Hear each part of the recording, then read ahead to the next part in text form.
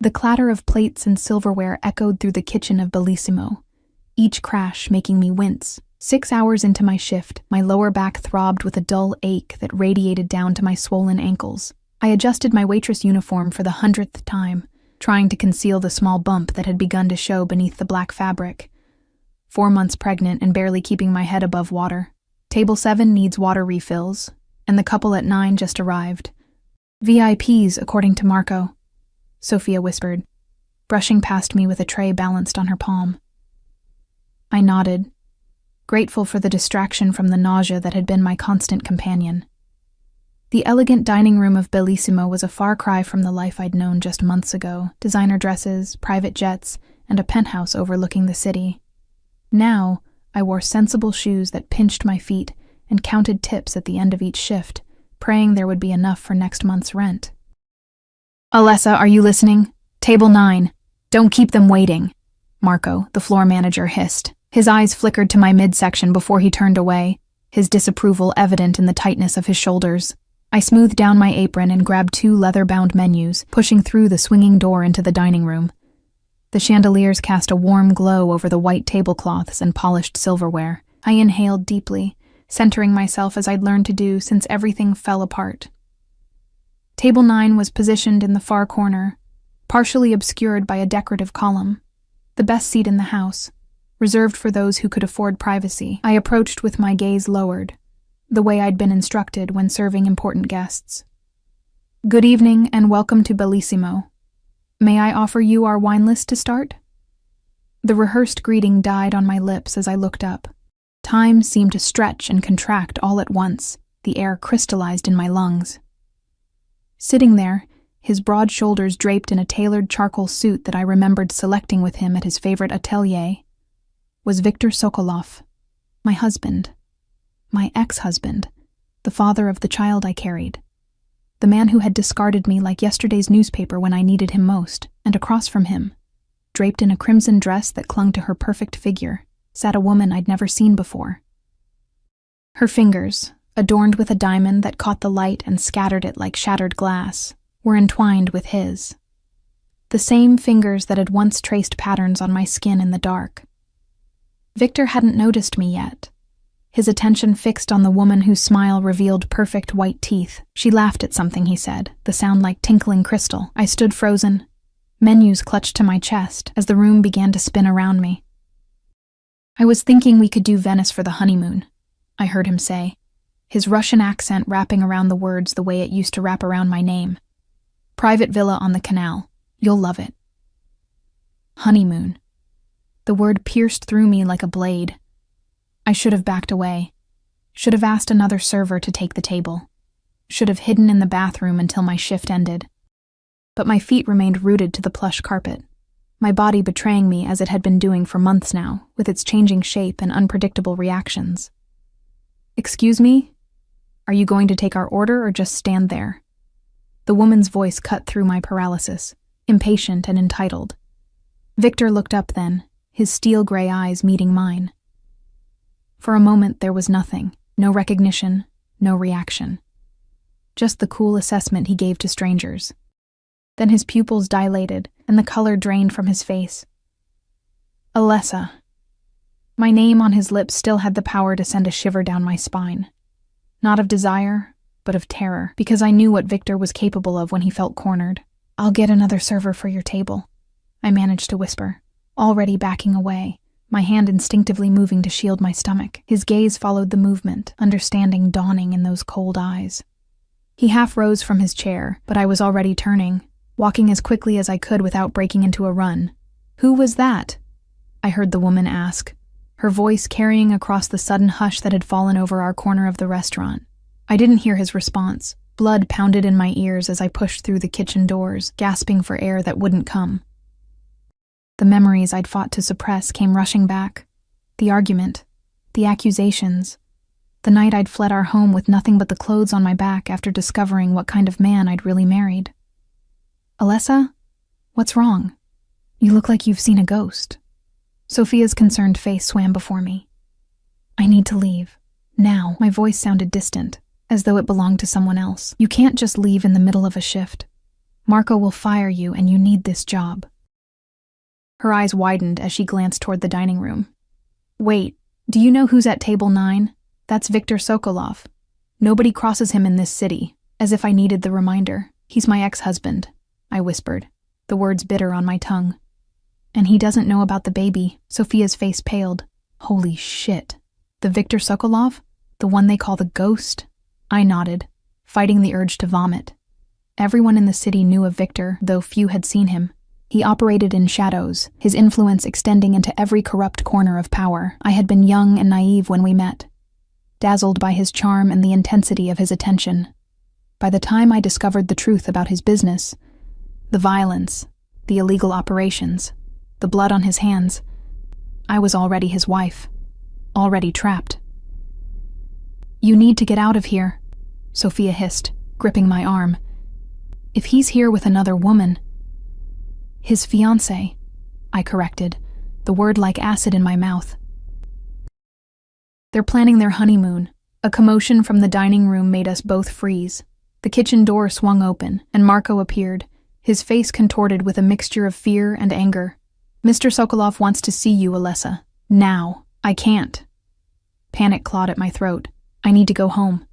I'm not feeling well. Marco stepped closer, lowering his voice. Listen to me. That man owns half the judges and police chiefs in this city. If he wants to talk to you, you talk to him.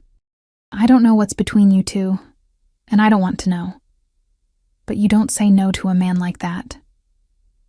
I knew he was right. Running would only delay the inevitable. Viktor had found me. Whether by cruel coincidence or deliberate tracking, it didn't matter. He knew where I worked now, knew I was pregnant. The fragile new life I'd been building was about to shatter. I'll go, I said, my voice steadier than I felt. But not to the table. Tell him I'll meet him in your office. Marco hesitated, then nodded.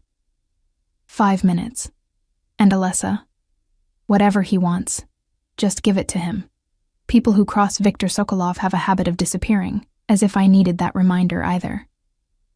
I made my way to the small office at the back of the restaurant, my legs trembling beneath me. The room was barely larger than a closet, with a desk cluttered with invoices and scheduling sheets.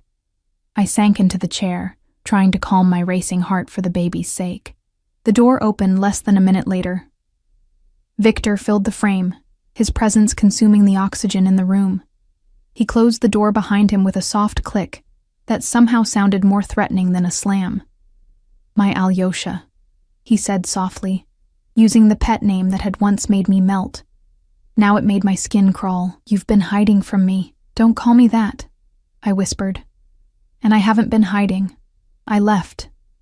There's a difference. He moved closer, and I caught his scent. Expensive cologne with notes of cedar and bergamot, the same cologne I'd given him for his birthday last year. Before I knew what he really was, before I found the blood-stained shirt he'd tried to hide from me, before I overheard the phone call about the man who needed to be taken care of. You look different, he observed, his gaze traveling over me, lingering on my stomach. How far along? I swallowed hard. 4 months. Something flickered in his eyes, possession, calculation, fury. With Viktor, it was impossible to tell. His emotions were always carefully controlled, part of what made him so dangerous. Mine? He asked, though it wasn't really a question. Does it matter? I countered, finding a shred of defiance. You've moved on. Quite quickly, I might add. His jaw tightened, the only indication that my words had hit their mark. You left me, Alessa, in the middle of the night, like a thief. What did you expect? I expected you to let me go, I said, meeting his gaze despite the fear coiling in my stomach. I know what you are, Viktor, what you do. I want no part of it. He smiled then, a predator's smile that never reached his eyes. And yet, here you are, carrying my child, my heir. The possessiveness in his voice made me shiver. I'd seen how Viktor viewed people as possessions, things to be owned, controlled, discarded when they no longer served a purpose. I refused to let my child become another piece in his empire of blood and fear. I didn't know I was pregnant when I left, I admitted. And it changes nothing. Viktor moved suddenly, his hands coming to rest on the arms of my chair, caging me in. His face was inches from mine, his breath warm against my skin. It changes everything, Alyosha. Everything. His voice was a dangerous whisper. You're carrying a Sokolov, my blood. Did you think I would allow my child to be raised by a waitress, to grow up in some shabby apartment, never knowing their birthright? I turned my face away, unable to bear his proximity. Better that than knowing their father is a monster. His hand shot out, gripping my chin and forcing me to look at him. There was no violence in the touch, but the threat of it hung in the air between us. You knew exactly who I was when you married me, he said, his voice eerily calm. You enjoyed the benefits of my work well enough. The jewelry, the vacations, the lifestyle. You never questioned where the money came from until it suited you to develop a conscience. The accusations stung, because there was a grain of truth to it. I had suspected Victor's business wasn't entirely legitimate, but I'd chosen not to look too closely. I'd been young, infatuated, and willfully blind. I was naive, I admitted. But I'm not anymore. Please, Victor, just let me go. Let us go.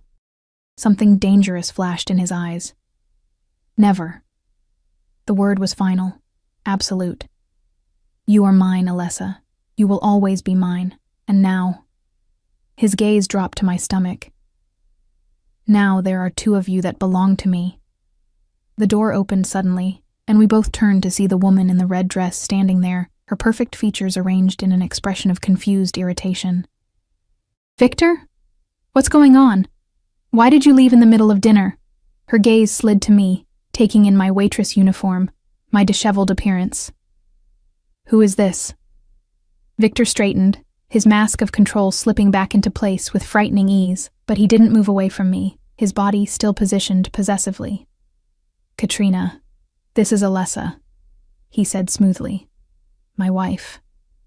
Her perfectly sculpted eyebrows shot up. Ex-wife, she corrected, her voice tight. You told me you were divorced. The paperwork is ongoing, Victor replied, his gaze never leaving my face. And the baby? Katrina asked, her eyes narrowing as she took in my condition.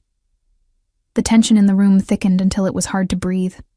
I looked between them, the powerful man I had once loved and now feared, and the woman who had unwittingly stepped into the dangerous role I had fled. Congratulations, I said to her, finding my voice at last. He failed to mention his pregnant ex-wife would be your server tonight. I wonder what else he's failed to mention. Victor's eyes darkened with warning, but I was beyond caring. Whatever tenuous safety I had found was already compromised. Whatever happened next would change everything. Again, the only difference was that this time, I wasn't just fighting for myself. The silence that followed my words seemed to stretch into eternity. Katrina's perfect features contorted with shock, then fury. She turned to Victor, her diamond ring catching the light as she pointed an accusatory finger at him. You told me she left you over a year ago, that there was no child, that you were free to marry. Each sentence emerged like the crack of a whip. Is that... Her gaze fixed on my stomach, then back to Victor's impassive face. Is that your baby? I watched Victor, curious despite my fear to see how he would handle being caught between his lies. This man who controlled everything, who tolerated no defiance, now cornered by the simple truth. Katrina, he said, his voice controlled but with an edge I recognized, the warning tone that preceded his worst fury. Wait for me in the car. Dmitri will take you. I'm not going anywhere until you explain this. Her voice rose, and I saw Marco hovering anxiously in the doorway behind her. The last thing he wanted was a scene involving Viktor Sokolov. Miss, Marco interjected cautiously, perhaps we could offer you a complimentary dessert at your table while Mr. Sokolov finishes his... business? The look she gave him could have frozen hell. You think I want dessert? When I just found out my fiancé has a pregnant wife? Ex-wife, I corrected quietly, though it felt hollow even to my ears. The papers Victor had mentioned were a fiction. I had fled, but I had never filed for divorce, too afraid that any legal proceeding would lead him straight to me. Victor moved with the fluid grace that had always reminded me of a predator. In 2 strides, he was beside Katrina, his hand at the small of her back, possessive, controlling, but appearing merely solicitous to anyone watching. "We will discuss this at home," he murmured. But even from across the room, I could hear the steel beneath the velvet. This is not the place. For a moment, I thought she would resist. Then I saw the calculation in her eyes, the weighing of options, the recognition of how little power she actually wielded in this moment. It was a look I knew intimately. "Fine," she said, her voice brittle. "But this conversation isn't over." As Victor guided her toward the door, he glanced back at me over his shoulder. "Don't move," he ordered, quiet enough that only I could hear. "I'll be right back." The threat was implicit. I knew Victor's men would be watching the exits now, knew that running would only postpone the inevitable, but every instinct screamed at me to flee. Marco remained in the doorway, fidgeting with his tie. "Alessa, I don't know what's happening, but I think you should go home. Take the rest of the night off." I shook my head, rising from the chair on unsteady legs. "He'll just follow me there. I need to think." My mind raced through options. My apartment wasn't safe. It would be the first place Victor would look. I had no family in the city, no close friends except Sophia. My savings were minimal, barely enough for next month's rent, let alone starting over somewhere new. "There's a back exit through the wine cellar," Marco said, lowering his voice. "My cousin has a cabin upstate. You could stay there for a few days, figure things out." I stared at him, surprised by the offer of help. "Why would you do that for me?" He shifted uncomfortably. "I had a sister once. Her husband was like him, powerful, connected, dangerous. She tried to leave." His eyes darkened with old pain. "She didn't make it." A chill ran down my spine. I had known what Victor was capable of, but had always believed his promise that he would never hurt me. Now, with the baby, with the evidence of his lies to Katrina, I wasn't sure of anything. "Thank you," I whispered. Marco nodded. "Go to the kitchen. Ask for Paolo. Tell him I said to show you the Barolo collection. He'll understand." He hesitated, then added, "And Alessa, don't ever come back here, for your sake, and for the baby's." I gathered my purse from my locker, my movements mechanical as shock began to settle into my system. The kitchen was a blur of activity, the staff avoiding my gaze. News traveled fast, and no one wanted to be seen associating with the woman who had angered Viktor Sokolov. I found Paolo, a heavy-set man with kind eyes, chopping vegetables near the back of the kitchen. When I relayed Marco's message, his expression grew grave. "Follow me," he said, wiping his hands on his apron. "And stay close." He led me through the chaotic kitchen to a nondescript door that I had always assumed was a pantry. Beyond it, a narrow staircase descended into darkness. Paolo flicked on a light, revealing walls lined with wine racks. "The exit is through there," he said, pointing to a metal door at the far end. "It leads to the alley behind the restaurant. Turn left, walk 3 blocks, then right on Maple Street. There's a bus stop. The number 17 will take you to the transit center." I nodded, memorizing the directions. "Thank you." Paolo's expression softened. "I have a daughter about your age. If she were in trouble..." He didn't finish the thought. "Go. Now." I hurried through the cellar, the chill of the underground space raising goosebumps on my arms. My hands trembled as I pushed open the heavy metal door, bracing myself for the possibility of finding one of Victor's men waiting. The alley was empty, dimly lit by a single flickering lamp. Rain had begun to fall, a fine mist that beaded on my hair and soaked quickly through my thin uniform. I turned left as instructed, walking as quickly as my condition allowed, constantly glancing over my shoulder. 3 blocks, right on Maple. Bus stop. The directions played on loop in my head, a lifeline to cling to in the midst of panic. My phone buzzed in my pocket, once, twice, 3 times. I ignored it, knowing it could only be Victor. He would have returned to Marco's office by now, discovered my absence, unleashed his fury on anyone nearby. The bus stop came into view, a small shelter offering protection from the increasingly heavy rain. I checked the schedule with shaking hands. 15 minutes until the next bus. Too long. Far too long to be exposed. Headlights swept the street behind me. I pressed myself deeper into the shadows of the shelter, heart hammering against my ribs. A sleek black Bentley crawled past, moving at a predatory pace. Even through the tinted windows, I could feel eyes scanning the surroundings. One of Victor's cars. They were already searching. The bus wouldn't arrive in time, and even if it did, where would I go? Victor owned this city, its officials, its police, its judges. There was nowhere in the metropolitan area that would be safe. I stepped back out into the rain, abandoning the bus stop and darting down a narrow side street. The Bentley would circle back soon. I needed to disappear, to find shelter, to think. My feet carried me toward the only place I could think of, St. Michael's Church, a small parish 3 blocks away. I had attended services there occasionally since leaving Victor, finding comfort in the anonymity of the congregation, the peaceful silence of the old stone building. The church was dark when I arrived, but the side door was unlocked as it always was. I slipped inside, the familiar scent of incense and old wood enveloping me. Water dripped from my hair and clothes onto the worn stone floor as I made my way to a pew near the back, collapsing onto the hard wooden seat. My hand moved instinctively to my stomach, a protective gesture that had become habit. "I'm sorry," I whispered to the tiny life within me. "I'm so sorry for all of this." Footsteps echoed in the quiet space, and I tensed, ready to flee again. But it was only Father Thomas, his weathered face concerned as he approached. "Alessa? Is everything all right?" He took in my soaked appearance, my waitress uniform, the fear that must have been evident in my expression. "I need help," I admitted, the words catching in my throat. "I'm in trouble." He sat beside me, his presence calm and steadying. "What kind of trouble, my child?" How could I explain? That I had married a monster, that I was carrying his child, that he would never let me go, never allow his heir to be raised away from his influence and control. "My husband," I began, then corrected myself. "My ex-husband. He found me tonight.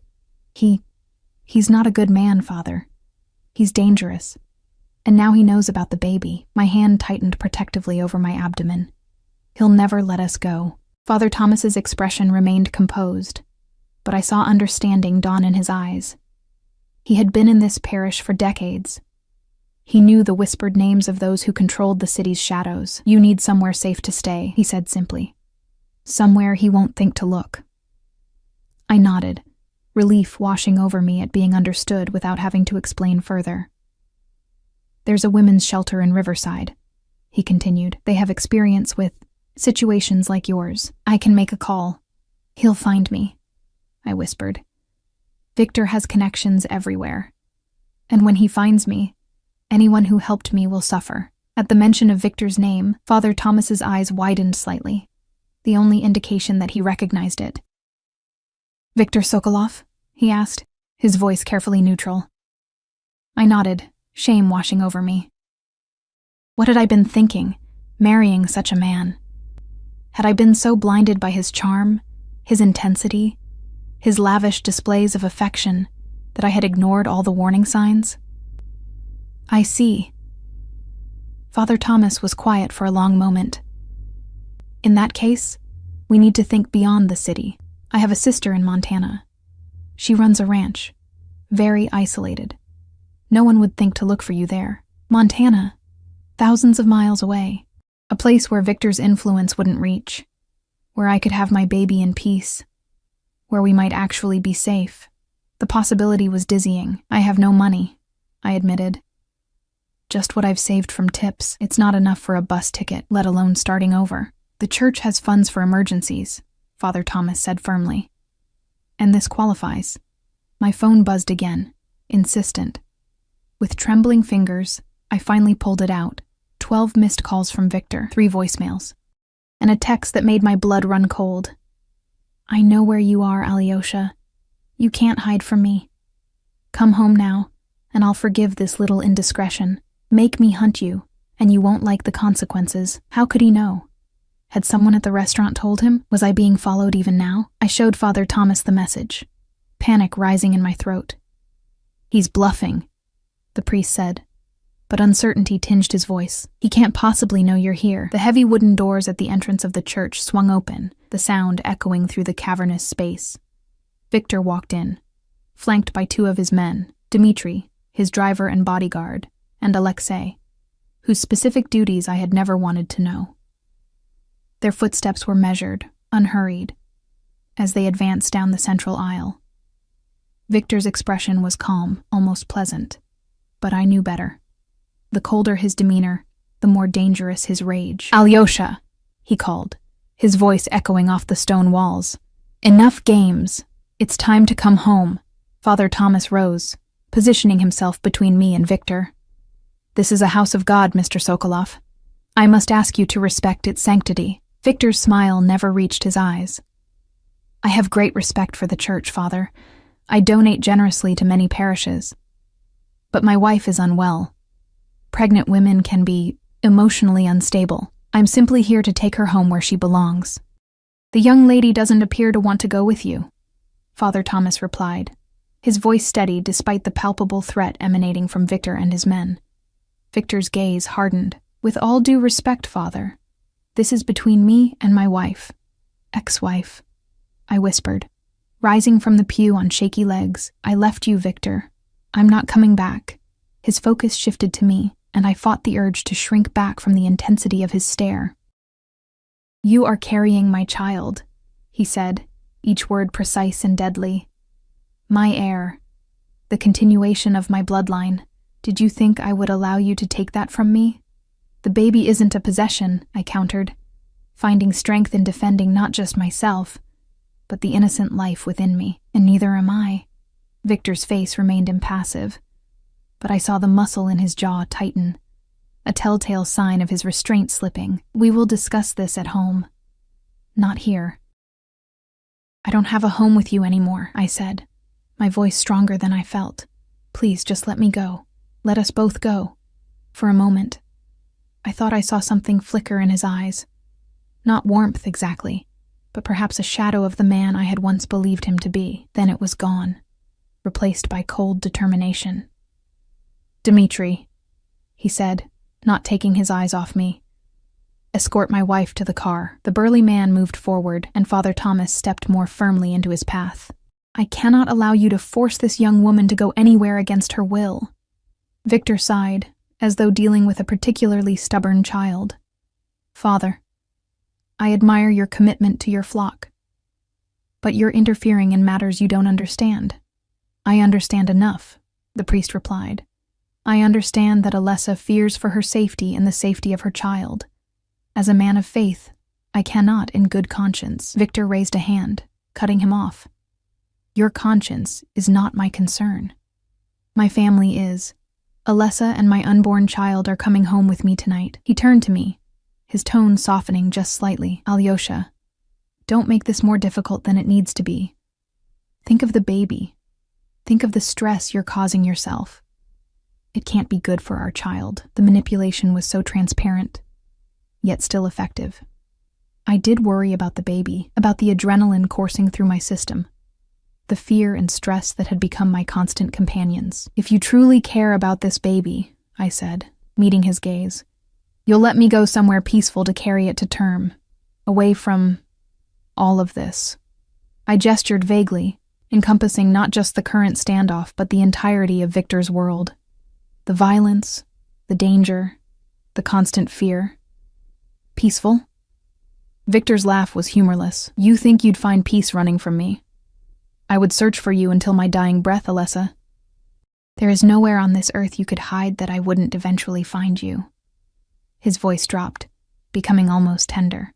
"Save us both the pain. Come home." "It's not home anymore," I whispered, tears finally spilling onto my cheeks. "It's a prison." Something dangerous flashed in Victor's eyes. He turned to Father Thomas, his voice deceptively calm. "Father, I've respected the sanctity of your church thus far, but my patience is wearing thin.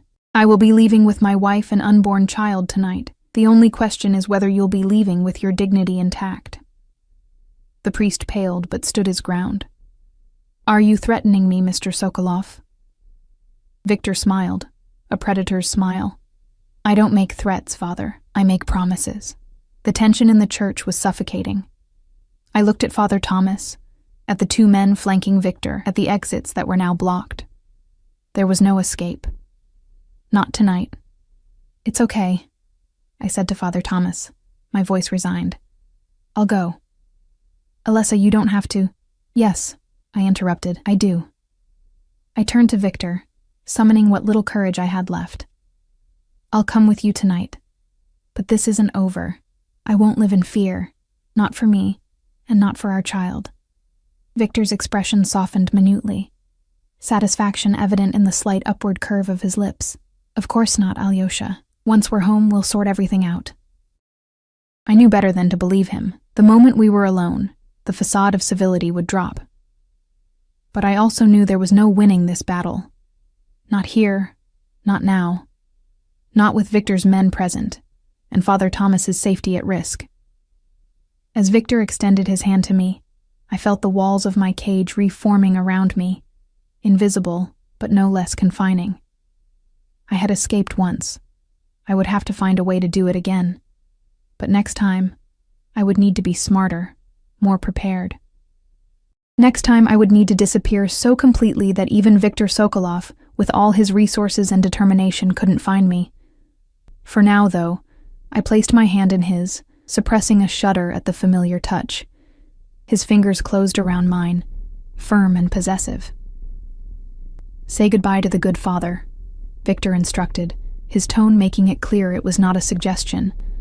I looked back at Father Thomas, whose face was etched with concern and helplessness. Thank you, I said simply. For everything. As Victor led me down the aisle toward the doors, toward the waiting Bentley, toward the gilded cage that awaited me, I felt his thumb stroke the inside of my wrist. A gesture that had once made my heart race with desire, now made it race with dread. You and I have much to discuss, Alyosha, he murmured, his lips close to my ear, starting with why you thought you could ever leave me. The church doors closed behind us, and with them, my brief taste of freedom. The Bentley's interior was exactly as I remembered.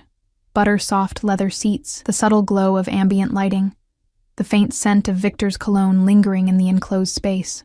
Dmitri held the door for us, his face an expressionless mask as I slid across the seat. Victor followed, sitting closer than necessary, his thigh pressed against mine in a deliberate show of possession. Home, Dmitri, he instructed, the partition rising silently between us and the driver. I stared straight ahead, my hands clasped tightly in my lap to hide their trembling. My wedding ring was long gone, pawned months ago to pay for my first month's rent on the tiny apartment that had been my refuge. The pale band of skin where it had once sat had finally faded, erasing that physical reminder of my time as Mrs. Sokolov. Yet here I was, being reclaimed as though I had never left. You look tired, Victor observed, his voice deceptively gentle. Have you been taking care of yourself, of our child? As best I can on a waitress's salary, I replied, unable to keep the bitterness from my voice. He made a disapproving sound. This stubbornness has gone on long enough, Alessa. Look at you. Exhausted, working on your feet all day while carrying my child. This is beneath you, beneath us. There is no us anymore, I said quietly, still not looking at him. And I'd rather work honest hours than live off blood money. His hand shot out, gripping my chin and forcing me to face him. There was no violence in the touch, but the threat of it hung in the air between us. You know nothing about my business. I know enough, I countered, meeting his gaze despite the fear coursing through me. I know about the shipment that came in the night before I left. I know about the man who disappeared after refusing to pay his debts to you. I know what you are, Victor. His eyes narrowed, but he didn't deny any of it. And yet you had no problem enjoying the benefits of my work. The penthouse, the jewelry, the clothes. You never questioned where they came from until it suited you. The accusation stung because there was truth to it. I had suspected Victor's business wasn't entirely legitimate, but I'd chosen not to look too closely. I'd been young, dazzled by his attention, his generosity, the intensity of his devotion. By the time I realized the full extent of his operations, I was already trapped in his web. I was naive, I admitted, but I'm not anymore. He released my chin, his fingers trailing along my jaw in a gesture that was almost tender. My Alyosha, always so principled, his hand moved lower, coming to rest on my stomach, and now carrying the next generation of Sokolov. I flinched away from his touch, pressing myself against the car door. Don't. Something dangerous flashed in his eyes, but he withdrew his hand. You're upset. Understandable after our unexpected reunion tonight. We'll talk more when you've had time to rest. The city lights blurred outside the window as the Bentley glided through the rain-slicked streets. I recognized the route. We were heading toward Victor's penthouse in the exclusive riverfront district. The place I had once called home before I discovered the truth about the man I had married. I'm not staying with you, I said, trying to keep my voice steady. I have my own place now. Victor's laugh was cold, devoid of humor. That pitiful apartment in the East End. I've seen it, Alessa. Peeling paint, unreliable heat, neighbors who play music until 3 a.m. That's no place for my wife. No place for my child. A chill ran through me. He'd known where I lived. All this time. He'd known. You've been watching me. Of course I have. He said it as though it were the most natural thing in the world. You are mine. Did you think I would simply let you go? I'm not a possession, Victor. No, he agreed, his voice softening. You're much more valuable than any possession. You're the mother of my child, the woman who will carry on my legacy. The car slowed as we approached the towering glass building that housed Victor's penthouse. The doorman rushed forward with an umbrella as Dmitri opened the car door. I remained seated, a final, futile resistance. Alessa! Victor's voice held a warning. Don't make a scene. Not here. I knew what he meant. In public, the Sokolovs were a respectable family. Any discord was to remain strictly behind closed doors. Victor's reputation depended on it. With reluctance, I allowed him to help me from the car, his hand firm on my elbow as we crossed the lobby. The night doorman nodded deferentially, his eyes widening slightly at the sight of me. The prodigal wife returned. Good evening, Mr. Sokolov, ma'am. He inclined his head respectfully, but I caught the curiosity in his gaze. Victor merely nodded in acknowledgement as he guided me toward the private elevator that led directly to the penthouse. Once the doors closed, sealing us in the small space, he turned to me. You will behave as my wife, he said, his voice low and controlled. In public and private, in every way that matters. Whatever foolish notions of independence you've developed during your absence, you will set them aside, for the sake of our child, if not for me. And if I don't? I challenged, a last spark of defiance. His smile didn't reach his eyes. You will, because deep down, you know this is where you belong, with me. The elevator doors opened directly into the penthouse foyer. The space was exactly as I remembered. Soaring ceilings, minimalist decor in shades of cream and gray, floor-to-ceiling windows overlooking the city. It had once felt like a dream home. Now it felt like an exquisitely designed prison. You've kept it the same, I observed, running my fingers along the marble console table where I used to leave my keys. I knew you would return eventually, Victor replied, removing his suit jacket and draping it over a chair. Would you like something to eat? You must be hungry after your shift. The casual domesticity of the question was jarring after everything that had transpired, as if I had simply been out for the evening, rather than having fled from him months ago. I'm not hungry, I lied, though my stomach growled traitorously. I had missed dinner in the chaos of our encounter. Victor raised an eyebrow, unconvinced. Sit down, Alessa. I'll have Irina prepare something light. Irina, Victor's housekeeper, a stern Russian woman who had never quite warmed to me during our marriage. I wondered what she thought of my return, whether she knew about Katrina. Katrina, the woman in the red dress, Victor's fiancée. Where is she? I asked abruptly. Your fiancée, the woman from the restaurant. Victor's expression hardened. Katrina is no longer your concern. She seemed to think she was going to be your wife, I pressed. Does she know about your business? About what you really are? Or was she as blind as I was? He moved toward me, each step measured and deliberate. Enough, Alessa. What was between Katrina and me is over. It was a distraction, nothing more. A distraction with a diamond ring, I noted. She seemed quite invested in your honeymoon plans. Victor reached out, tucking a strand of hair behind my ear. I fought the urge to recoil from his touch. Jealousy doesn't suit you, Alyosha.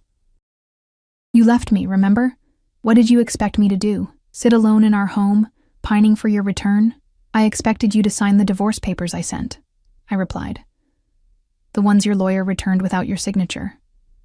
I will never divorce you, he said simply, as if stating an immutable fact. You are my wife, the mother of my child. This separation was a temporary madness on your part, nothing more. The casual dismissal of my agency, my choices, ignited a fresh wave of anger. It wasn't madness, Victor. It was self-preservation. I left because I was afraid of what would happen when I discovered the truth about you, about what you do. He studied me for a long moment, his expression unreadable. And what is it you think you know, Alessa? I hesitated, suddenly aware of how dangerous this conversation could become. What if I knew more than he thought?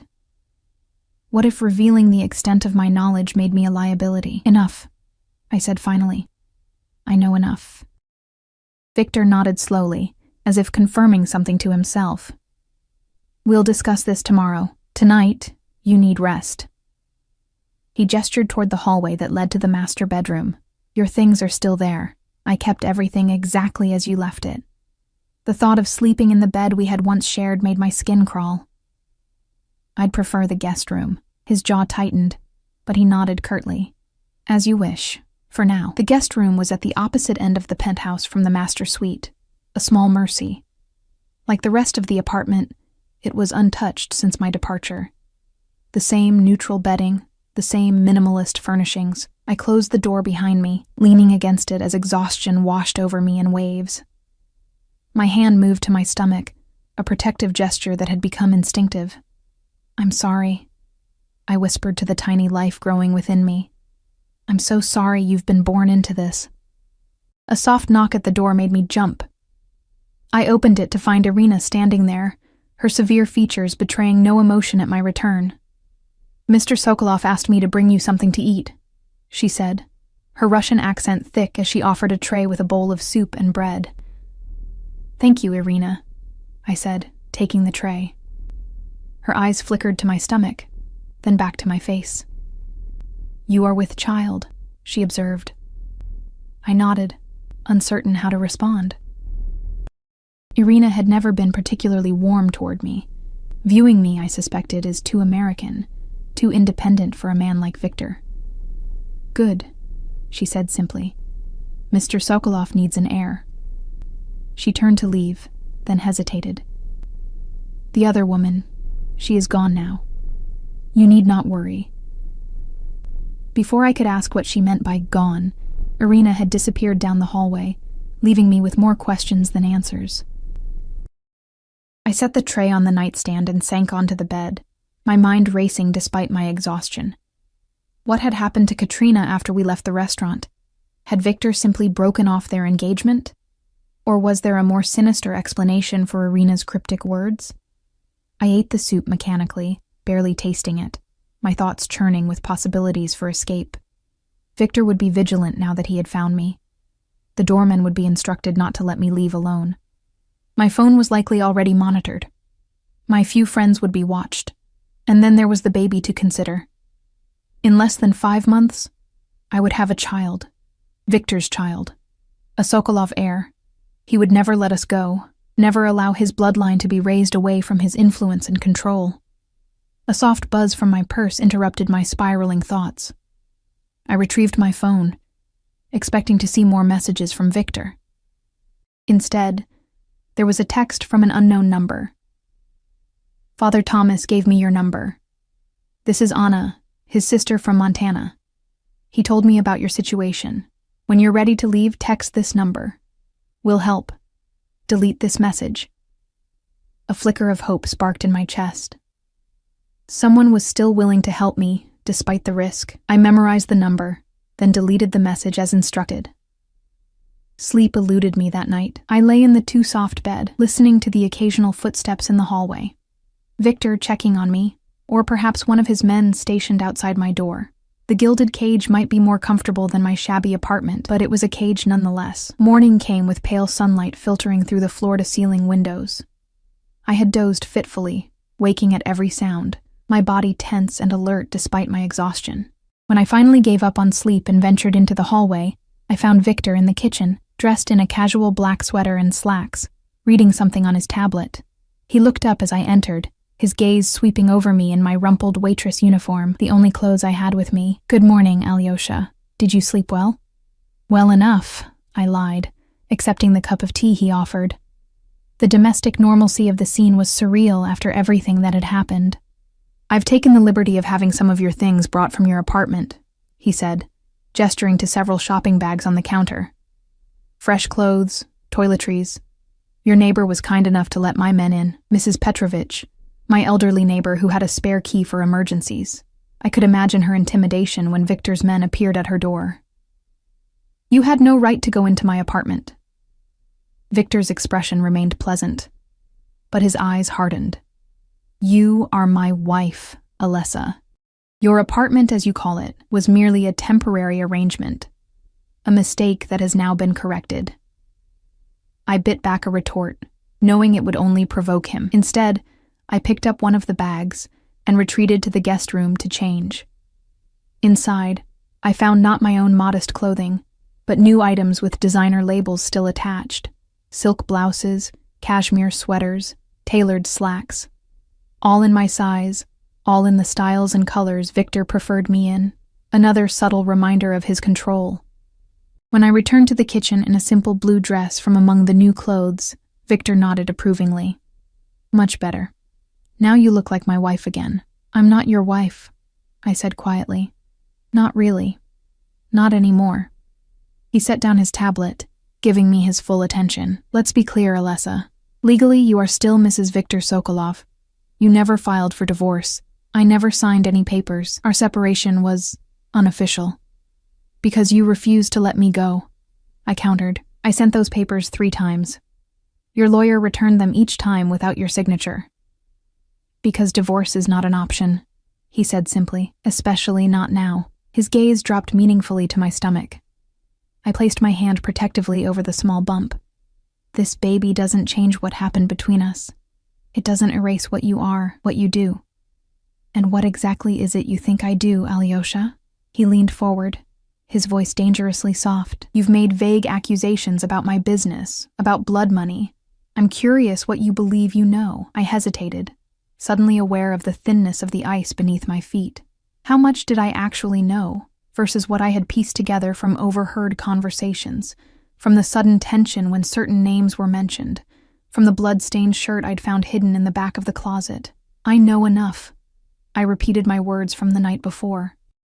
"I know that people who cross you disappear. I know that the police and judges in this city are in your pocket. I know that your import business brings in more than just luxury goods." Victor's expression remained impassive, giving nothing away. "You've been watching too many movies, Alessa. My businesses are legitimate, profitable, yes. Occasionally operating in gray areas, perhaps, but nothing that should send a pregnant woman running into the night."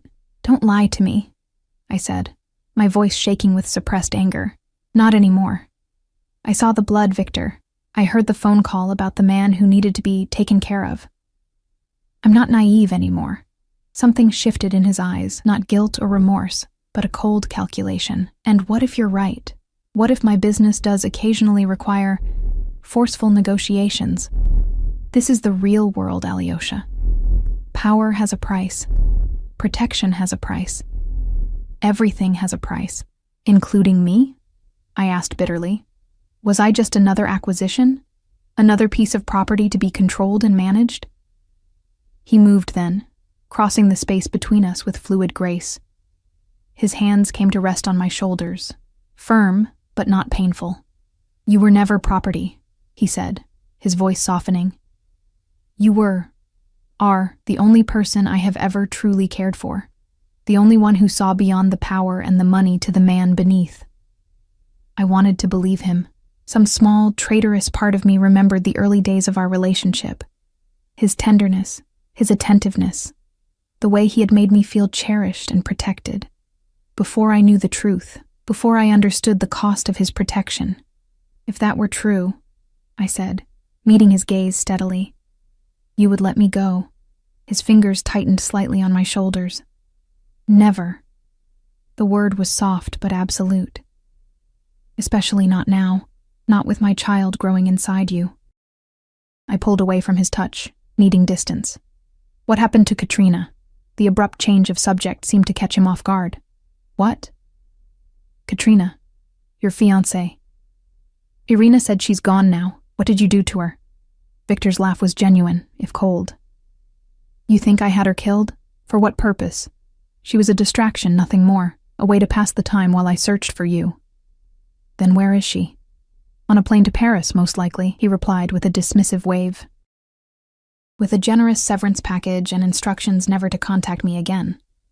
Unlike you, Alyosha, Katrina understood the value of discretion and obedience, the casual cruelty in his words, the implication that another woman had been nothing more than a placeholder until I was found, made my stomach turn. What kind of man treated people as such disposable commodities? And now what? I asked, wrapping my arms around myself. You expect us to play happy family? To pretend the last few months never happened? That I don't know what you are? Victor regarded me thoughtfully. What I expect is for you to accept reality, Alessa. You are my wife. You are carrying my child. Your place is here, with me. The rest, we can work through with time. And if I refuse? If I try to leave again? The temperature in the room seemed to drop several degrees. Then I will find you. Again and again. No matter where you go, no matter how far you run, and those who help you will suffer for it. His voice was calm, matter of fact, which made the threat all the more chilling. But it won't come to that, will it, Alyosha? Because deep down, you know this is where you belong. The days that followed settled into a strange pantomime of domestic life. Victor was unfailingly polite, even solicitous, ensuring I had everything I needed, arranging for a private doctor to check on the baby's progress, presenting me with thoughtful gifts that I never asked for. To an outside observer, we might have appeared the picture of reconciled marital bliss. The reality was far different. I remained in the guest room, a small act of defiance that Victor tolerated with thinning patience. There was always someone watching me. If not Victor himself, then Dmitri stationed in the lobby, or Alexei following at a discreet distance. When I was permitted short, supervised walks in the park across the street, my phone had been replaced with a new one that I was certain was monitored. The penthouse doors required a keycard to operate the elevator, which I was not given. A gilded cage, but a cage nonetheless. A week after my return, Victor announced over breakfast that we would be attending a charity gala that evening. It's time to reintroduce you to society, he said, sliding an embossed invitation across the table. People have been asking questions about your absence. What have you been telling them? I asked, pushing my barely touched eggs around the plate. That you were visiting family. He sipped his coffee, watching me over the rim of the cup. Tonight, we present a united front. The happy couple, expectant parents. You'll wear the blue Valentino. It will complement your eyes and still conceal your condition. We're not ready to make that announcement yet. The calm way he dictated my appearance, our public narrative, made something twist painfully in my chest. And if I refuse to go? Victor set down his cup with deliberate care. You won't. The unspoken threat hung in the air between us.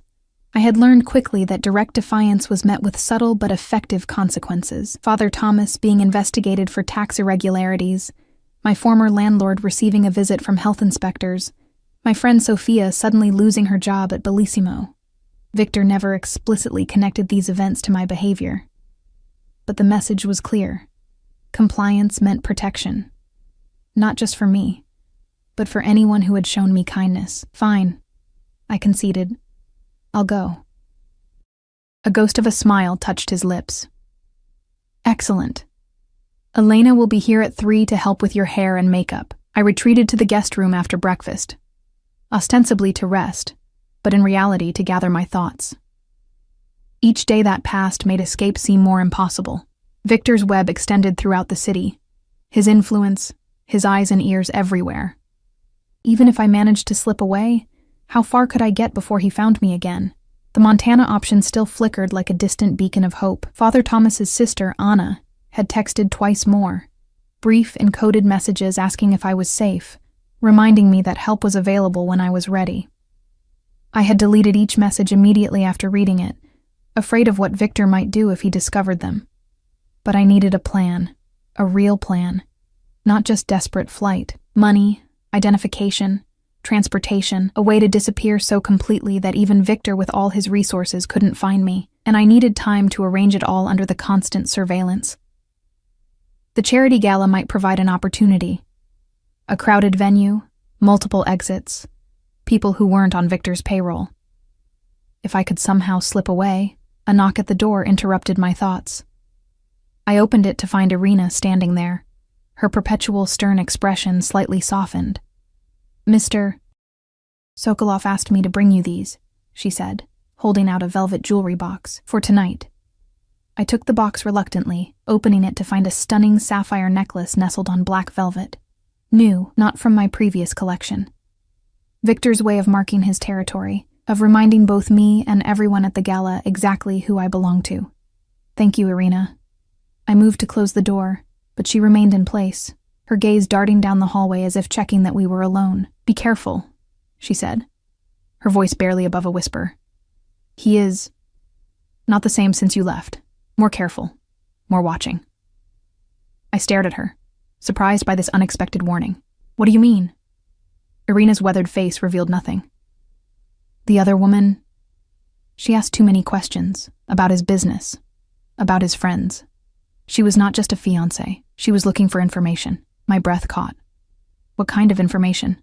"I do not know. But Mr. Sokolov discovered her true purpose." Irina's voice dropped even lower. "She did not go to Paris." A chill ran down my spine. "Where did she go?" Irina shook her head slightly. "It is better not to ask such questions. Better not to know." She straightened, resuming her professional demeanor. "Elena will be here at 3. I will prepare your dress." She turned and walked away, leaving me frozen in the doorway, the velvet box clutched in my suddenly cold hands. Katrina hadn't been sent away with a generous settlement. She had asked questions. She had been looking for information. And she had disappeared. I closed the door and sank onto the bed, my heart racing. Was Katrina an undercover police officer? A journalist? A spy for a rival organization? Whatever her true identity, it seemed she had gotten too close to something Victor wanted to keep hidden. And now she was gone. Would the same fate await me if I tried to leave again? Or worse, would it befall those who tried to help me, Father Thomas, his sister Anna, anyone connected to my escape? The realization settled over me like a shroud. I couldn't run. Not yet. Not without understanding exactly what I was dealing with, what secrets Victor was protecting. Not without ensuring that my escape wouldn't endanger others. For now, I would play the part of the reconciled wife. I would wear the blue Valentino and the sapphire necklace. I would smile at Victor's associates and laugh at their jokes. And all the while, I would watch and listen and wait for an opportunity. Elena arrived precisely at 3, a petite woman with nimble fingers and a talent for discretion. She styled my hair in an elegant updo, applied makeup that enhanced my features while drawing attention away from the shadows under my eyes, and helped me into the Valentino gown that Victor had selected, a deep, midnight blue that flowed gracefully over my small baby bump. "You look beautiful, Mrs. Sokolov," she said, stepping back to admire her work. I barely recognized the woman in the mirror, poised, elegant, every inch the mafioso's wife. The sapphire necklace gleamed at my throat, heavy and cold against my skin. "Thank you, Elena," I replied automatically. Victor appeared in the doorway, resplendent in a black tuxedo, his silver cufflinks catching the light. His gaze traveled over me, a small smile of satisfaction curving his lips. "Perfect," he said softly. "Every man at the gala will envy me tonight." "Is that all that matters to you?" I asked, keeping my voice low so Elena wouldn't overhear as she packed up her supplies. "How others see us. The perfect couple? The perfect life?" Victor moved closer, adjusting the necklace slightly so the largest sapphire rested in the hollow of my throat. "Perception is reality, Alyosha. How the world sees us shapes how they treat us. Never forget that." His fingers lingered on my skin, a possessive touch that made me suppress a shiver. Our car will be waiting downstairs in 20 minutes. Don't be late. He left, and I let out the breath I hadn't realized I was holding. Elena gave me a sympathetic glance as she closed her makeup case. Is there anything else you need, Mrs. Sokolov? I hesitated, then made a split-second decision. Actually, Elena, do you have a safety pin? This strap feels a bit loose. Of course. She dug through her case and produced a small safety pin, which I took gratefully. Thank you, for everything. Once she was gone, I quickly hid the safety pin in a small hidden pocket of the Valentino. It wasn't much of a weapon, but it was something. A tiny tool that might prove useful if an opportunity for escape presented itself. The charity gala was held at the Grand Meridian Hotel, a historic building in the heart of downtown. As our Bentley pulled up to the red carpet, photographers surged forward. Viktor Sokolov made rare public appearances, and his return with his formerly absent wife was evidently newsworthy. Victor's hand settled at the small of my back as we exited the car, guiding me possessively through the gauntlet of flashing cameras. Smile, Alyosha, he murmured close to my ear. Remember, perception is reality. I fixed a practiced smile on my face, allowing him to lead me into the opulent ballroom. Crystal chandeliers cast a warm glow over the sea of designer gowns and tuxedos. A string quartet played softly in one corner. Waiters circulated with champagne flutes and canapes. Victor, we were beginning to think you'd become a hermit. A portly man with a florid face approached, champagne sloshing dangerously in his glass. And the lovely Mrs. Sokolov, back from her mysterious travels. You've been sorely missed at our gatherings, my dear. Thank you, Judge Harrison, I replied, the name coming back to me from previous events, one of the many city officials in Victor's pocket. It's good to be home. You must tell me all about your trip. Victor has been so secretive about where you've been hiding away. The judge's gaze was a bit too interested, his smile not quite reaching his eyes. Family matters, Victor interjected smoothly, very private. You understand, I'm sure. The judge nodded, taking the hint. Of course, of course. Well, you're just in time for the auction. Some remarkable pieces this year. As he moved away, Victor's grip on my waist tightened imperceptibly. Well done, he murmured. Keep it vague. Anyone who asks, you've been visiting your ailing mother. My mother is dead, I reminded him flatly. Has been for 10 years. They don't know that. His smile remained in place for the benefit of onlookers. Now, we need to make the rounds. The mayor is here, and the police commissioner. Both are expecting acknowledgement. For the next hour, Victor guided me through the crowd like a prize show dog, accepting congratulations on my return, deflecting questions about my absence, introducing me to people whose names I instantly forgot. I smiled until my cheeks ached, laughed at jokes that weren't funny, pretended not to notice the calculating look some of the women gave me, the ones who had likely consoled Victor during my travels. Through it all, I searched for potential escape routes. The main entrance was too public, too obvious. There was a service door near the kitchens, but it would likely be busy with staff. Fire exits would trigger alarms. And even if I made it out of the building, where would I go? How far could I get in an evening gown and 4-inch heels before Victor's men found me? Mrs. Sokolov? A voice at my elbow startled me from my planning. I don't believe we've met. Detective Claire Donovan. I turned to find a woman in a simple black dress extending her hand. Mid-30s, with intelligent eyes and a firm handshake. Not the usual type to be found at Victor's social circles. A pleasure, detective, I replied, noting how Victor had momentarily been drawn into conversation with the mayor several feet away. Are you enjoying the evening? It's certainly illuminating. Her smile was professional, her eyes assessing. I don't often get to see this side of the city's elite. I'm normally dealing with them in less glamorous circumstances. Oh, what department are you with? I asked, genuine curiosity piercing through my practiced socialite demeanor. Organized Crime Task Force, she replied, watching my reaction carefully. Newly formed. We're taking a more integrated approach to certain ongoing investigations. My heart began to race. Was this a coincidence? Or was Detective Donovan here specifically because of Victor? I glanced toward my husband, relieved to see he was still occupied. That sounds fascinating, I said, keeping my voice light. Though I imagine it must be dangerous work. It can be. She sipped her champagne, especially when targets are well connected, protected. Her gaze was direct, meaningful. Mrs. Sokolov, I wonder if you might...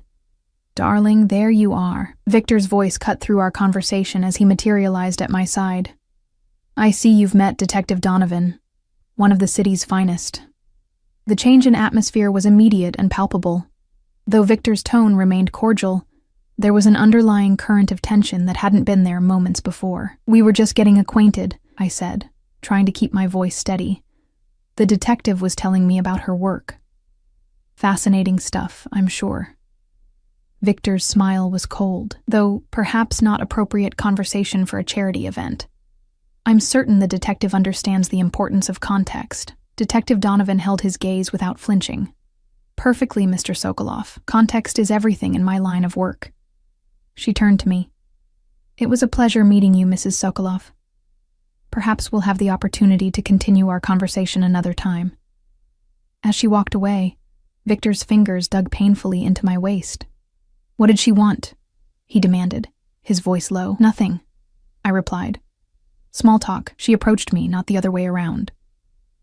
Victor's eyes narrowed as he watched Detective Donovan disappear into the crowd. Stay away from her. She's dangerous. To me or to you? I couldn't help asking. His gaze snapped back to me, sharp as a blade. To our family. To everything we have. His hand moved to rest possessively over my stomach. Remember what's at stake, Alyosha. The threat was clear. My baby, our baby, was as much a hostage to my good behavior as I was. I need to use the restroom, I said, needing a moment away from his suffocating presence. Victor hesitated, then nodded. Don't be long. The auction starts in 15 minutes. I made my way through the crowd toward the ladies' room, hyper-aware of Alexei's gaze following me from his position near the bar. Victor was giving me space, but not freedom. The restroom was blessedly empty when I entered. I leaned against the marble counter, taking deep breaths to steady myself. Detective Donovan's appearance couldn't be coincidence. The organized crime task force had to be investigating Victor. Was she the reason Katrina had disappeared? Had Katrina been working with the police? As I was lost in thought, the door opened. Detective Donovan walked in, checking quickly over her shoulder before letting the door swing shut. Mrs. Sokolov, she said quietly, I apologize for the intrusion, but I needed to speak with you privately. My pulse quickened. My husband has men watching me. If they see us talking, I know, this will only take a moment. She moved closer, keeping her voice low. We're building a case against Viktor Sokolov. Money laundering, extortion, racketeering, and murder. The word hung in the air between us. Murder. The confirmation of my worst fears about the man I had married. Why are you telling me this? I whispered. Because we believe you're in danger. Her gaze was direct, unflinching.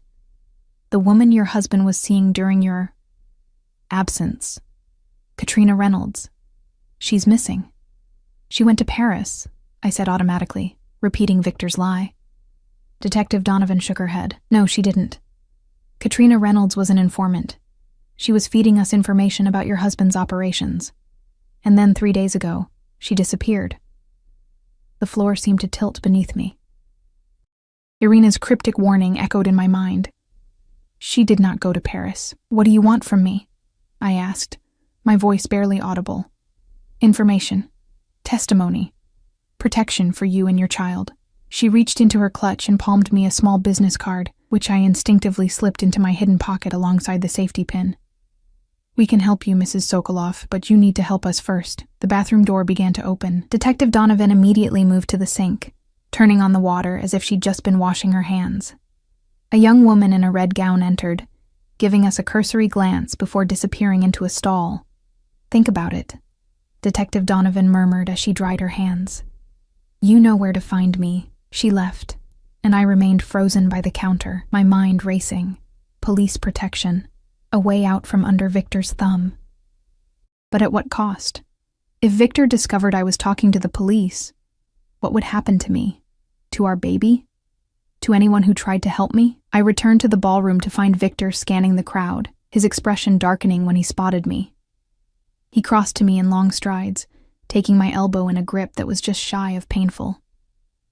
"You were gone too long," he said, his voice tight with suppressed anger. "The auction is about to begin." "I'm sorry," I said automatically.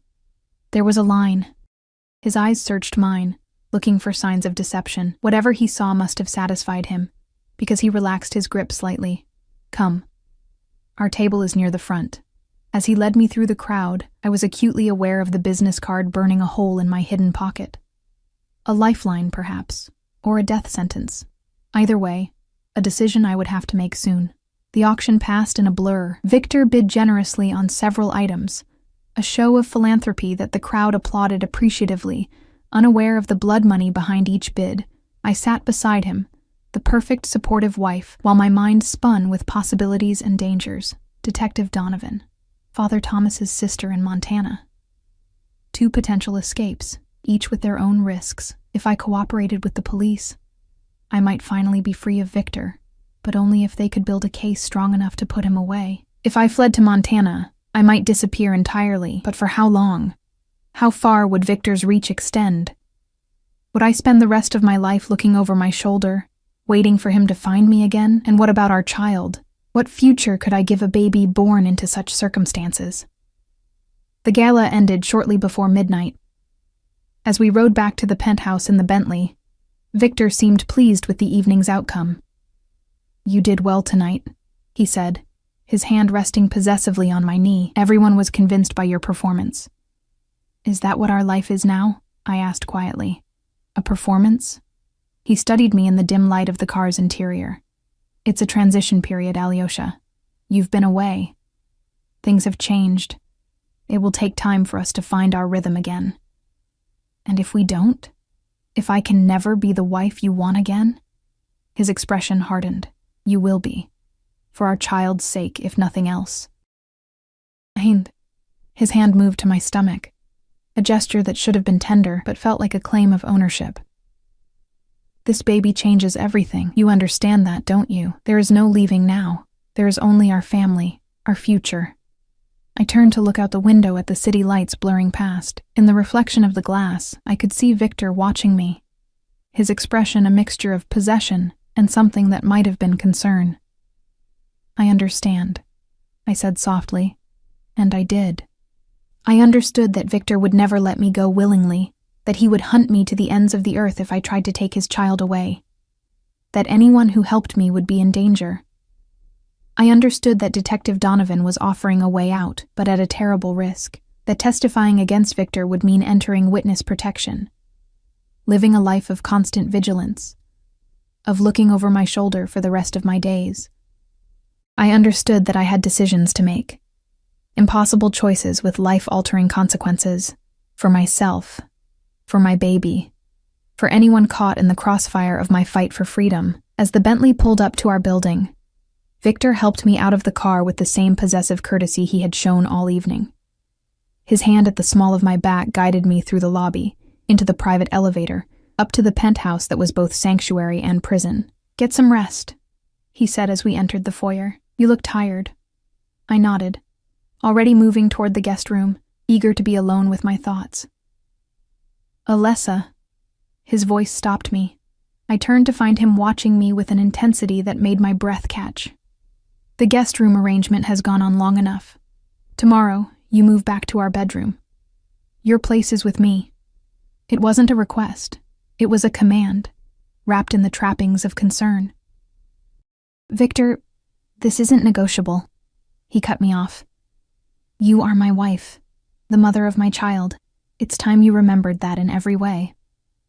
I said nothing, unable to trust my voice. I simply nodded and continued to the guest room, closing the door behind me with shaking hands. Once alone, I retrieved Detective Donovan's card from my pocket, staring at the embossed letters and the phone number. In my other hand, I held my phone, the one Victor had given me, the one he almost certainly monitored. I couldn't call from this phone, couldn't risk any contact that might alert Victor, but I needed to make a decision, and soon. The walls were closing in, my options narrowing with each passing day. As I stood there, torn between impossible choices, my baby kicked for the first time. A flutter of movement so slight I might have imagined it, but I knew it was real. Knew it was my child making its presence known, reminding me that whatever decision I made would affect not just my life, but this innocent life I carried.